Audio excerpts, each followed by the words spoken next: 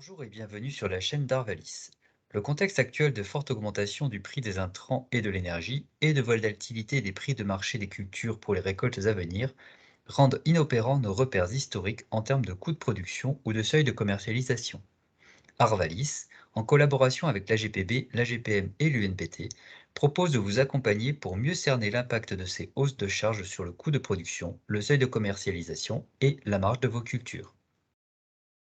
Pour cela, Arvalis a développé deux outils au format tableur qui vous permettront d'estimer, pour une culture, l'augmentation d'un ou plusieurs postes de charge en prenant en compte les chiffres de votre exploitation. La première version, simple, Impact Charge, est déjà disponible sur le site des outils gratuits d'Arvalis. Cette version permet d'analyser l'impact du contexte actuel à l'hectare ou à la tonne sur les charges d'intrants dont les prix bougent le plus et leurs effets sur la marge brute.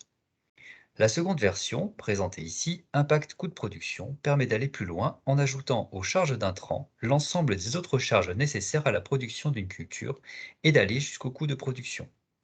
Elle permet aussi de prendre en compte l'aléa climatique en saisissant des rendements différents entre situations étudiées. Dans tous les cas, vous pouvez utiliser ces calculettes de façon très simple et rapide, par exemple quelques postes de charge à rendement constant, ou aller plus loin dans votre réflexion sur des leviers d'adaptation éventuels. C'est sur la deuxième version, plus complète, que nous vous proposons deux tutos pour vous accompagner dans la prise en main. Un premier tuto pour la saisie, c'est l'onglet en bleu ici. Un second pour les résultats, ce sont les onglets en vert ici.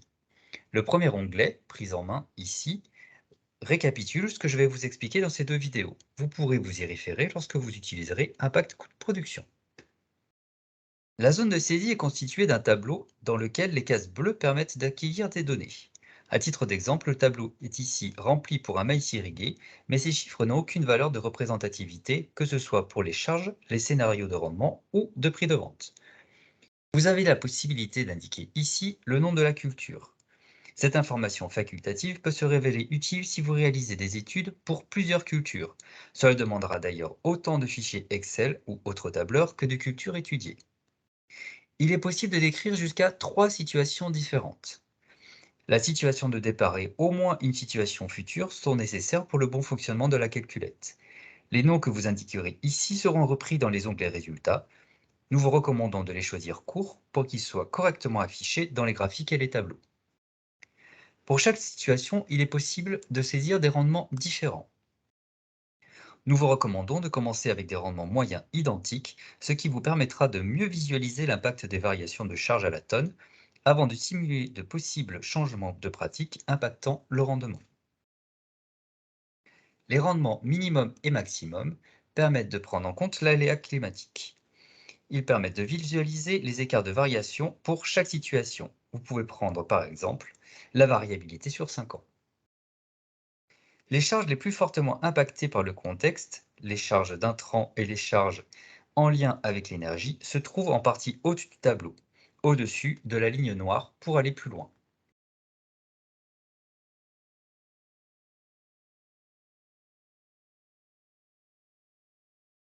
Pour ces charges, vous regarderez plutôt les écarts par rapport à votre situation de départ.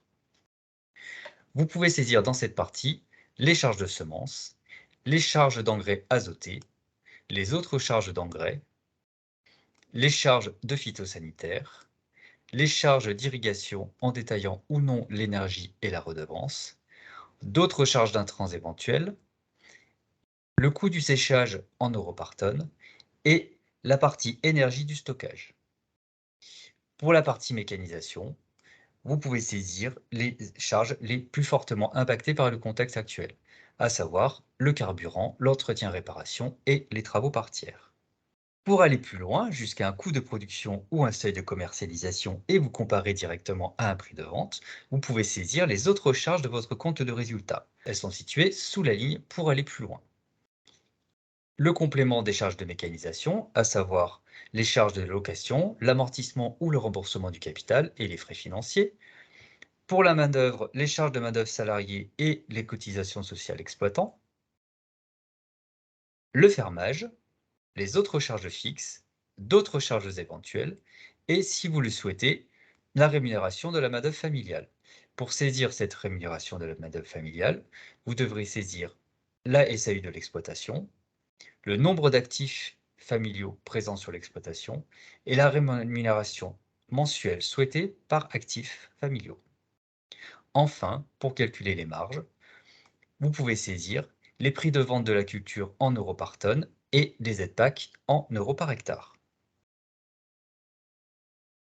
Les deux premières colonnes en bleu permettent d'apporter des précisions sur les charges saisies. Par exemple, sur la ligne engrais azoté simple numéro 1, nous avons précisé qu'il s'agissait d'urée 46 et que nous saisirons à la tonne. En fonction de l'utilisation que vous souhaitez faire de cet outil, il est possible de saisir tous les postes de charge ou seulement certains. Il est aussi possible de regrouper certains postes de charge sous un titre générique. Par exemple, vous pouvez saisir les charges herbicides, fongicides, insecticides, etc. ou directement les charges phytosanitaires. C'est ce que nous avons fait ici. Pour certains postes de charge, vous avez deux façons de les saisir. Soit directement en euros par hectare, par exemple ici pour les semences, soit en détaillant une quantité par hectare multipliée par un prix d'achat. Par exemple ici pour l'urée 46. Nous avons saisi 0,35 tonnes par hectare à un prix de 320 €/tonne. Pour d'autres exemples de saisie, vous pouvez vous référer à l'onglet Prise en main. Afin d'éviter les erreurs de saisie qui entraîneraient des résultats incohérents, des messages d'erreur peuvent apparaître au bout de chaque ligne du tableau. Elles vous indiquent ce qu'il faut corriger. Par exemple, ici, j'ai oublié de saisir un prix ou une quantité. Si je vais corriger, l'erreur disparaît. En fin de saisie, il faut que la case validité de saisie soit en vert pour que les résultats s'affichent correctement. Sur cet onglet, vous trouverez directement les premiers résultats. Les colonnes en vert ici récapitulent les postes de charge en euros par hectare pour chaque situation saisie.